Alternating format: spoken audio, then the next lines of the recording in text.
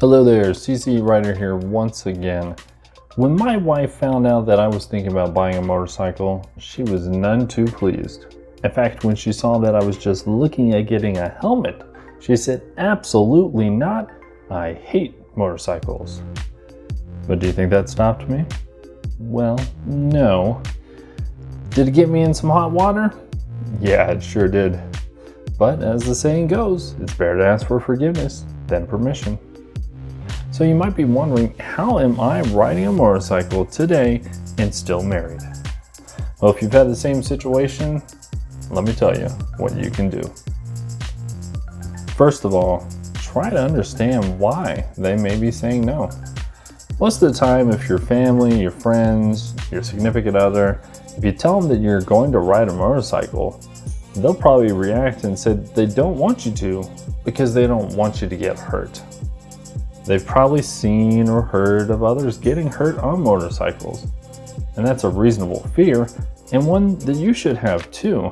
After all, riding a motorcycle is more dangerous than driving a car, but it's also more fun.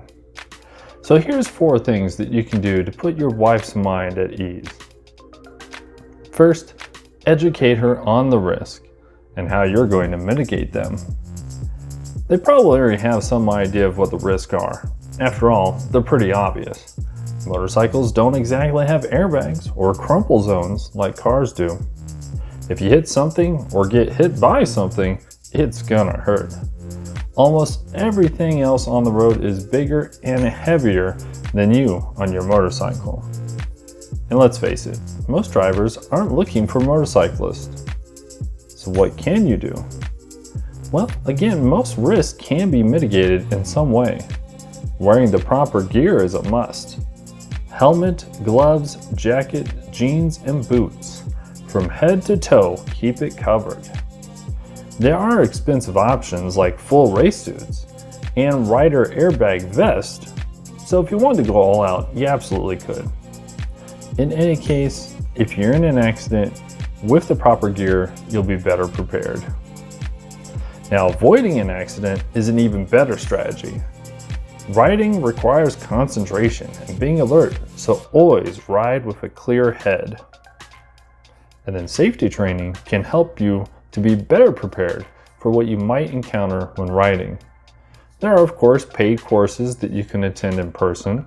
You can also find lots of information online, helpful YouTube videos, for example, so that you can learn from. And eventually, you'll be able to get out on the road and put that training into practice. You could even watch compilations of motorcycle fails and accidents. Don't just laugh at them, learn from them.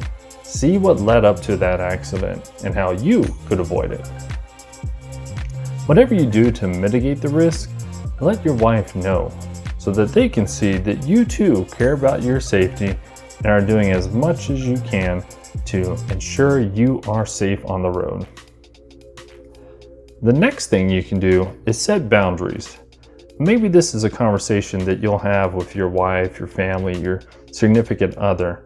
Let them know, again, that you plan to ride, but maybe you set some limitations on how you'll ride or when you'll ride.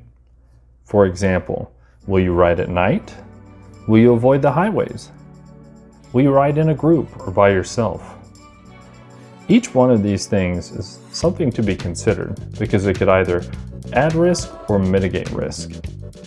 Setting these boundaries that are agreed upon between you and your loved ones will help them feel more comfortable about you getting on that bike and going out there. The next thing you do when you're riding is stay in contact. Absolutely bring your cell phone with you. Call, text, let them know that you made it safe or that you're getting ready to leave so that they won't be anxious. You could also consider some additional gear to add to your helmet. For example, a Bluetooth headset that would allow you to connect your phone to your helmet so that you can make those calls or take those messages right then and there so that you don't have to stop. Or if you're in an accident, you have a quicker turnaround to notify someone. You could consider using a GPS, again, on your phone, or if your bike is enabled with it, provide that information to your loved ones. Lastly, the most important thing to really establish that trust is coming home safe. These other steps will help bring you to that goal. Coming home safe after a ride reassures your loved ones that you're taking the necessary precautions, that you're being safe, that you're doing the right things out there on the road. Sure, they'll still get a little worried, but seeing you come home will put that worry at ease. As it becomes more of a routine, coming home safe, then they will feel even better about you riding a motorcycle. These are the things that helped me. Maybe you've got some different approaches or some different tactics that you used. Maybe you're still in hot water. Let me know in the comments. And if there's anything else you'd like to know about riding a motorcycle, getting started, or just dealing with the day-to-day life as a rider, absolutely let me know in the comments. As always, I'd appreciate it if you subscribed and liked this video. There'll be more content coming your way. I'll see you in the next one.